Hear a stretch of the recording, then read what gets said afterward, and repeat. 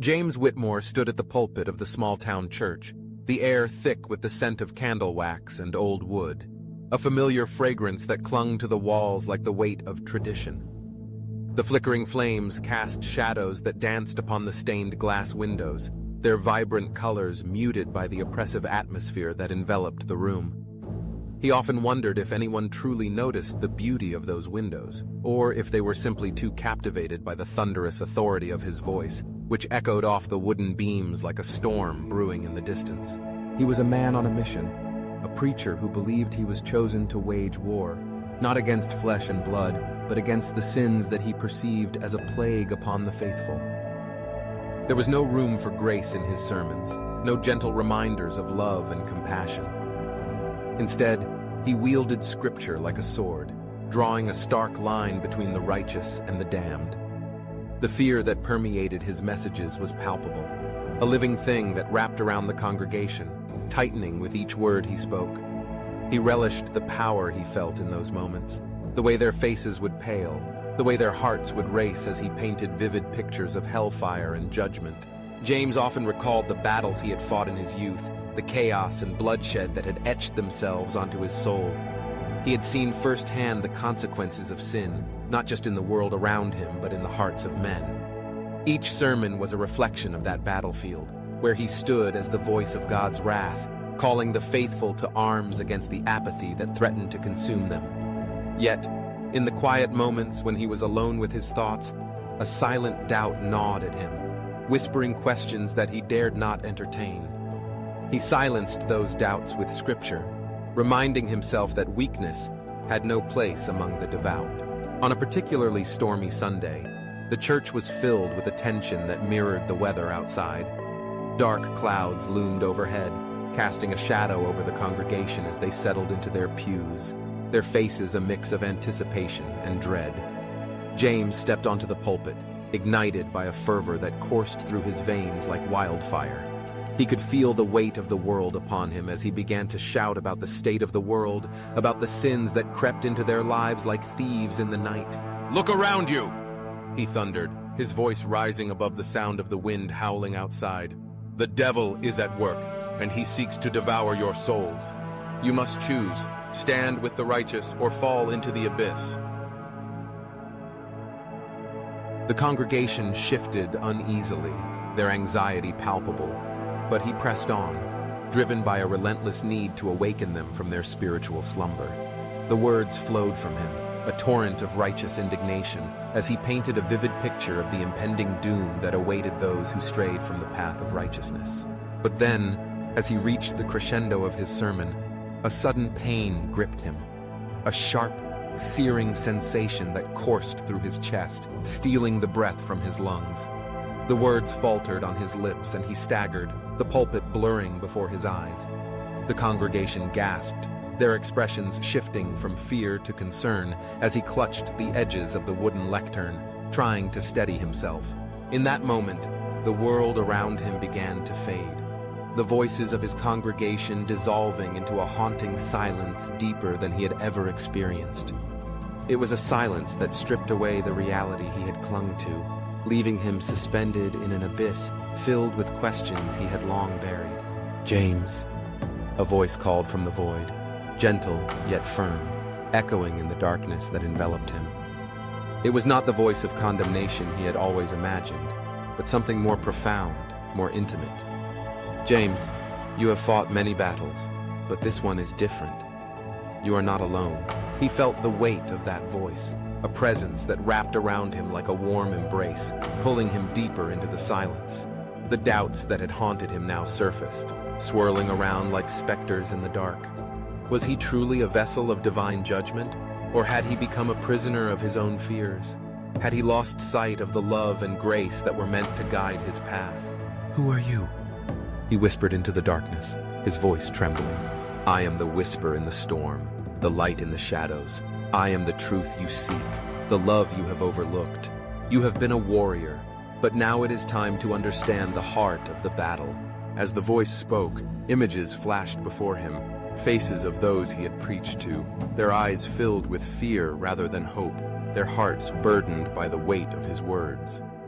He saw the tears of a mother, the despair of a father, the confusion of a child. In that moment, he felt the enormity of his calling, the responsibility he bore not just to preach, but to lead with compassion, to show the way to redemption rather than merely warn of damnation. In that abyss, James felt a shift within himself, a stirring that ignited a flicker of hope amidst the darkness. He realized that his relentless pursuit of war had blinded him to the beauty of grace, to the transformative power of love. The voice continued to resonate within him, urging him to embrace a new destiny, one that transcended fear and judgment. As consciousness began to seep back into his awareness, he felt the weight of his body pressing against the cool wooden floor, the murmurs of concern from his congregation breaking through the veil of silence. He opened his eyes, blinking against the light that flooded the sanctuary, the stained glass windows now gleaming with a brilliance he had never noticed before. James Whitmore rose to his feet, not as a preacher of wrath, but as a man reborn, ready to share a message that was no longer rooted in fear, but in the promise of love and redemption.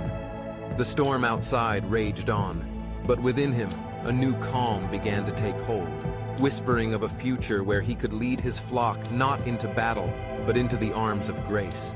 Worshipped your own image, your own voice, your own power. The weight of those words settled over me like a shroud, and I felt my essence quiver in response.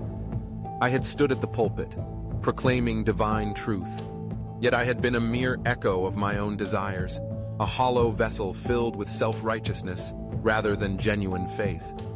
The realization was a blade cutting through the fog of my existence, revealing the raw, beating heart of my failure.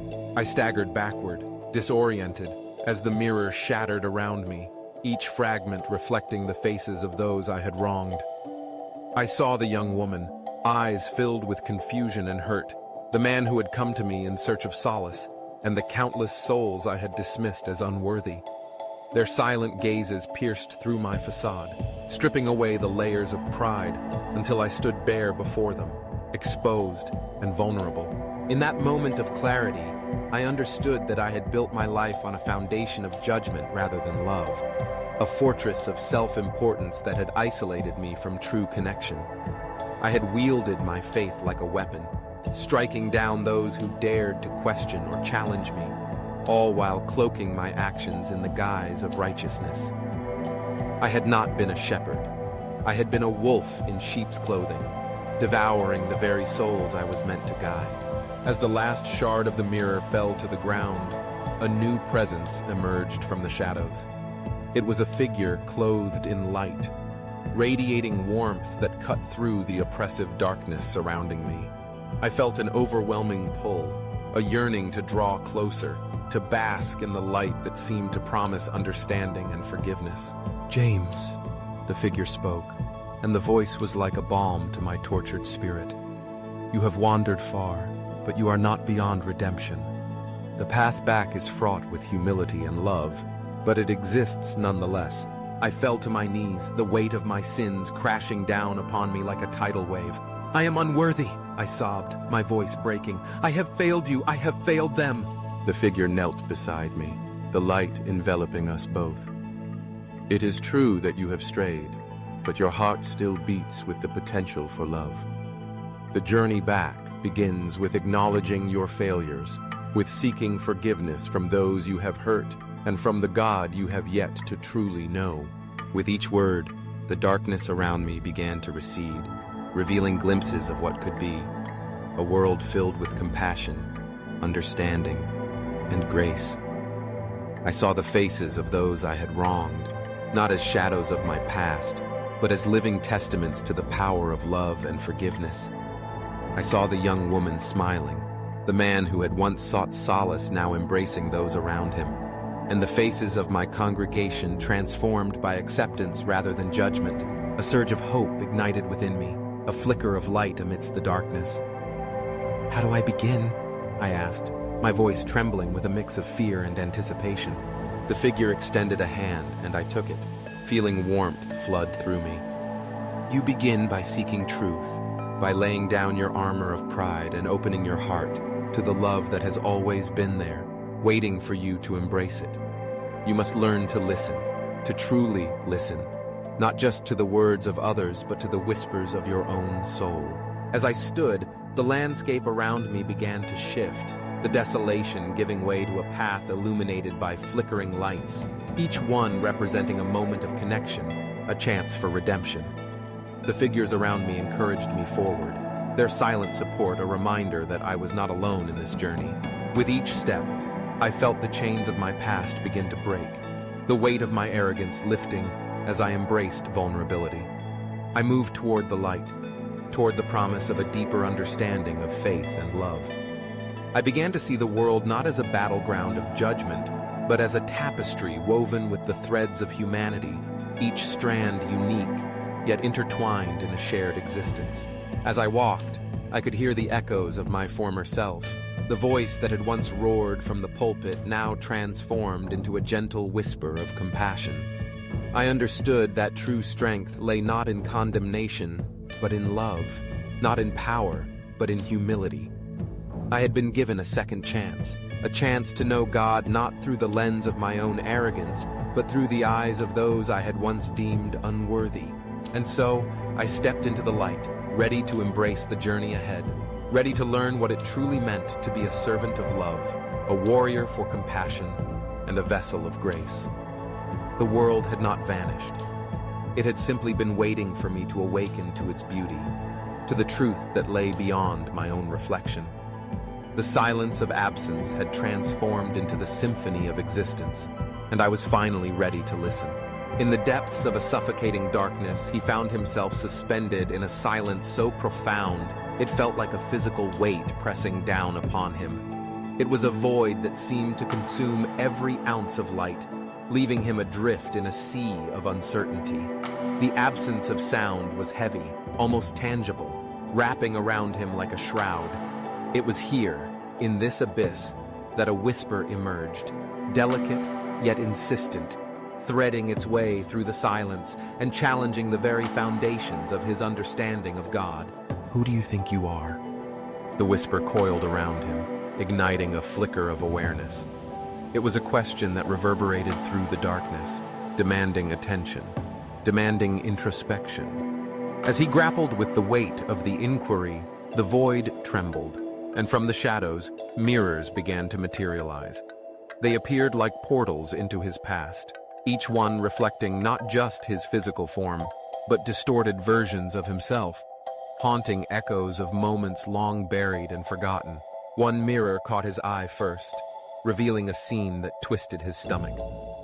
There he was, a younger version of himself, laughter spilling from his lips as he mocked a black child on the playground.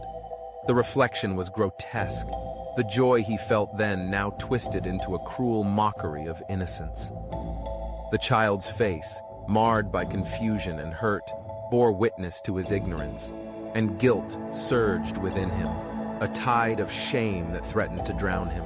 Another mirror flickered to life, showcasing a moment he had long tried to forget. A young man stood before him, eyes filled with hope and desperation, seeking solace. Yet, instead of offering comfort, he had turned away, dismissing the young man's struggles because of his sexuality. The reflection of that moment struck him like a physical blow, the pain of rejection radiating from the mirror and wrapping around him like chains. He could almost hear the young man's heart breaking, and the weight of that realization pressed down on him, suffocating. As the mirrors continued to reveal themselves, more figures emerged, each one a specter of his past transgressions. He saw his cousin, ostracized for her beliefs, and the indifference he had shown her, the way he had laughed off her convictions instead of embracing her courage. The elderly man, whose wisdom he had belittled, appeared next, his eyes filled with the kind of sorrow that comes from years of being dismissed. Each reflection surrounded him, not with anger, but with a quiet, haunting presence that spoke volumes. He felt an overwhelming urge to protest, to defend himself against the accusations that these memories represented, but the weight of his realizations silenced him. The darkness seemed to thicken, pressing in as he was confronted by the truth he had so desperately avoided. It was not the world that had failed him, but he who had failed the world. Then came the most jarring reflection of all, a version of himself from the pulpit, standing tall and proud, exuding an air of authority that now felt grotesque. This preacher, with his self-righteousness and certainty, spoke words that pierced through the haze of his self-delusion. "You have worshipped your pride, not God," the reflection declared, and the accusation cut deep. The truth of it echoed in his mind, a painful realization that he had built walls around himself, cloaked in the guise of righteousness while pushing people away, not guiding them toward faith. As the mirrors began to shatter, the memories flooded back with a ferocity that left him reeling. Each shard of glass that fell to the ground felt like a piece of his past breaking apart, revealing the pain he had caused. He saw the faces of those he had judged, those he had deemed unworthy of love and acceptance, and the sorrow that filled their eyes became a mirror for his own heart.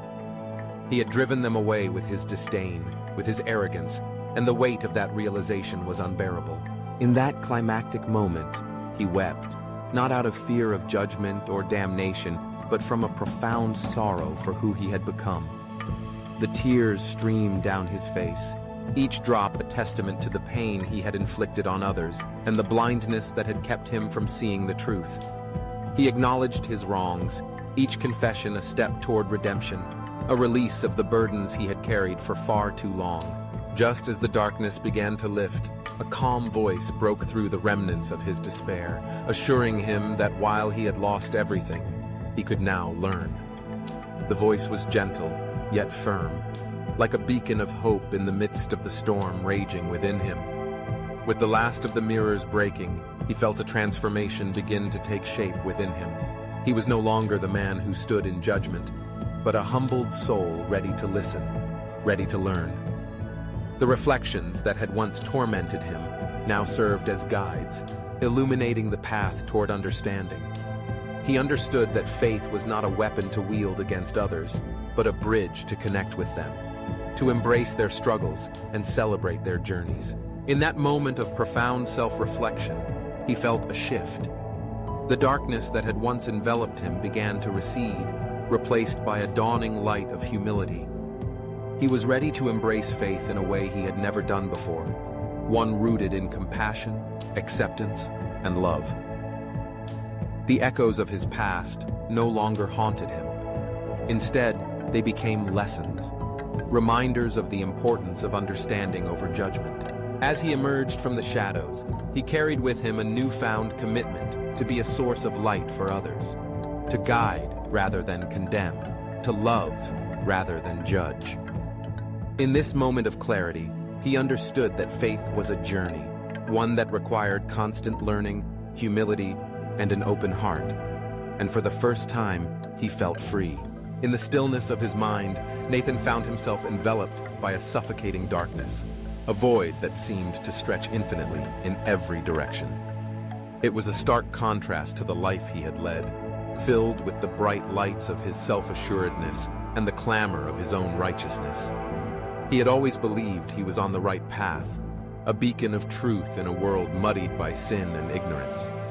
Yet here, in this abyss, he felt the crushing weight of his arrogance, the chains of guilt that bound him tighter with every thought of his past actions. Nathan had been a preacher, a man of the cloth who wielded his faith like a sword, cutting down those he deemed unworthy. He had preached fire and brimstone, warning his congregation of the consequences of sin, but in his fervor, he had forgotten the essence of the message he was supposed to share: love, compassion, and understanding. In this dark void, he was stripped of his titles and accolades, left only with the raw, unfiltered truth of his existence. The faces of those he had harmed flashed before him, his harsh words, the judgment he had passed, the love he had withheld. Each face was a reminder of his failures, and with each reminder, the chains tightened around him, pulling him deeper into despair. As he sank further into the shadows, a flicker of light pierced through the darkness. It was faint at first, but it grew brighter, illuminating the void around him. Nathan felt a pull toward this light, a warmth that beckoned him to approach. As he drew closer, the light revealed a figure, radiant and resplendent, standing before him. It was Jesus, the embodiment of love and grace, a presence that radiated understanding and compassion. Nathan fell to his knees, overwhelmed by the sight of the one he had preached about, yet never truly understood. In that moment, Nathan was confronted with the enormity of his shortcomings. He had spent years preaching about sin, yet here he was, face to face with the very essence of forgiveness. The shame that had gripped him began to dissolve in the presence of this divine figure. Nathan's heart ached as he recalled the times he had turned away from those in need, the moments when he had chosen judgment over empathy. He felt the weight of his arrogance, the false sense of righteousness that had blinded him to the suffering of others. "Forgive me," he whispered, his voice trembling with vulnerability. "I have failed you and those you love. I have misrepresented your message." In response, Jesus simply looked at him with eyes full of compassion. There was no condemnation, no rebuke, only an invitation to understand the depth of grace that lay beyond the surface of his beliefs. Nathan felt a rush of emotions, a mixture of sorrow and relief, as he began to comprehend the true nature of divinity. It was not about judgment or punishment. It was about love, connection, and the willingness to walk alongside those who were lost. As the light enveloped him, Nathan felt the chains of guilt begin to shatter. The darkness that had consumed him receded, replaced by a profound sense of peace. He realized that true grace was not something to be earned through piety or perfection. It was a gift freely given, rooted in empathy and understanding. He understood that to be a vessel of this grace, he needed to embrace his own humanity, flaws and all, and approach others with the same love that had been shown to him. When Nathan awoke, he found himself back in the familiar surroundings of his church, the sun streaming through the stained glass windows, casting vibrant colors across the floor. But everything felt different. The weight of his past lingered, yet it was no longer a burden. It was a reminder of his journey toward redemption. He stood before his congregation, not as a figure of authority, but as a fellow traveler on the path of faith. The sermons that followed were unlike any he had delivered before. Instead of preaching condemnation, he spoke of love, of the importance of listening to one another, of walking beside those who were struggling. He shared his own story, the darkness he had faced, and the light that had transformed him. He encouraged his congregation to embrace their imperfections, to seek connection rather than judgment, and to find grace in the quiet moments of compassion. Nathan learned to listen. He listened to the stories of those who came to him, the broken and the lost, the ones he had once overlooked. He found beauty in their struggles, strength in their vulnerability, and a shared humanity that transcended the walls of judgment he had once built. He became a source of comfort and hope, a reminder that faith was not a weapon to wield, but an open invitation to connect with one another. In this new chapter of his life, Nathan discovered that grace was not just a theological concept. It was a lived experience. It was found in the small acts of kindness, in the moments of shared laughter and tears, and in the understanding that everyone was on their own journey, seeking love and acceptance. He learned to embrace the complexity of faith, recognizing that it was not about having all the answers, but about being present for one another in the midst of uncertainty. As he knelt in prayer each day, Nathan no longer sought to earn forgiveness, but to extend it. He understood that true transformation came from a heart open to love, a spirit willing to forgive, and a life committed to walking alongside others in their struggles. In the end, he realized that the light he had encountered in the void was not just a moment of divine revelation. It was a calling to embody the very essence of grace in a world that so desperately needed it. James Whitmore had spent decades on the pulpit, his voice echoing through the hallowed halls of churches, filling the hearts of those who gathered to listen. To him, Scripture was more than sacred text. It was a sword, a shield, a means to wield power over the doubts and fears of others. He preached with fervor, his sermons a cacophony of conviction and certainty, each word meticulously crafted to pierce the hearts of his congregation. He believed himself a messenger of God, a chosen vessel tasked with delivering divine truths to a world steeped in sin and confusion. Yet, as the years unfurled, the weight of his own convictions began to press down on him like an anchor, dragging him into a chasm of isolation. The church, once a sanctuary of faith and community, had morphed into a fortress of judgment and pride. The more he preached, the more he felt the distance grow between himself and those he sought to save. He stood at the pulpit, arms outstretched as if to embrace the world, but in truth, he was fortifying walls around his own heart. As he neared the twilight of his life, a creeping dread settled in his bones. It was not the fear of death that haunted him. It was the unsettling realization that perhaps he had not been serving God at all. In the quiet moments, when the congregation had dispersed and the church lay silent, he was left alone with his thoughts. And there, in the depths of that abyss, he confronted a terrifying truth. He had wielded Scripture like a weapon, but in doing so, he had become a gatekeeper to despair rather than a shepherd of hope. The reflection that stared back at him from the mirror was no longer the confident preacher he had once been. Instead, it was a weary man, burdened by the weight of his own pride. He had condemned others in the name of righteousness, believing that he alone possessed the truth. Each time he declared judgment upon sinners, he felt a surge of power, a fleeting sense of superiority that masked the growing emptiness inside. Yet the more he preached, the more he realized that he was not the righteous warrior he fancied himself to be. He was a man lost in the labyrinth of his own making, blinded by the very pride he thought was a virtue. In that moment of reckoning, as he stood on the precipice of despair, he felt the abyss beckon him closer. The darkness whispered insidiously, promising solace in surrender. Yet he resisted, clinging to the remnants of his identity. Just as he feared being consumed by the void, a hand reached out to him, not to cast him into darkness, but to elevate him toward the light. It was not wrath or terror that rescued him. It was love, a profound and gentle love that existed without conditions or demands. As the last vestiges of his arrogance crumbled, a gentle light filled the void, warm and illuminating, wrapping around him like a comforting embrace. In that moment of surrender, he felt the chains of his pride shatter, leaving him vulnerable, yet inexplicably free. When he awoke from this spiritual rebirth, he was no longer the man who had fallen. He was transformed. The breath in his lungs felt revitalized, and the heartbeat in his chest had shifted from a weapon of condemnation to a serene rhythm of gratitude. This second chance was not a call to return to the pulpit, nor was it an invitation to command or preach. Instead, it was a gentle beckoning to listen.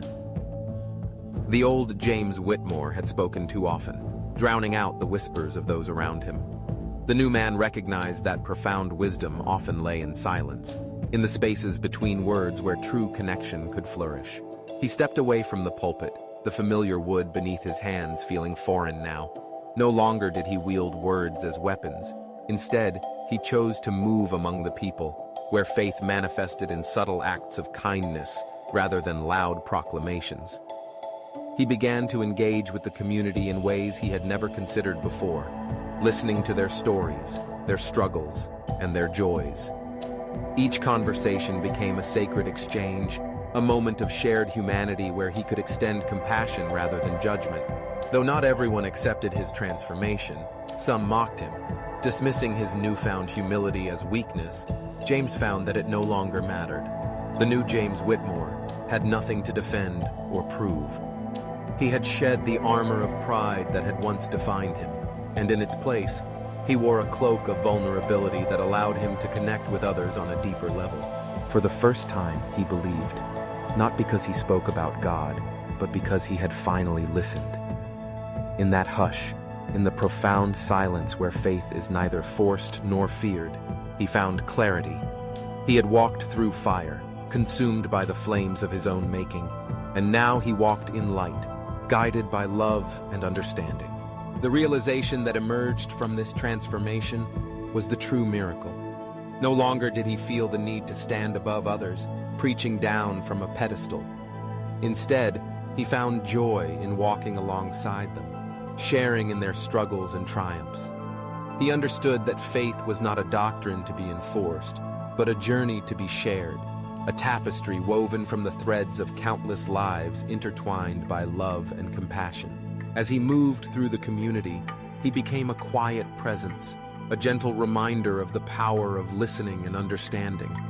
His heart, once hardened by pride, now beat in harmony with the world around him, a testament to the beauty of humility and the grace of transformation. In the end, James Whitmore discovered that the truest message was not one of condemnation, but of love, a love that embraced all, that sought to uplift rather than divide. And in that realization, he found peace.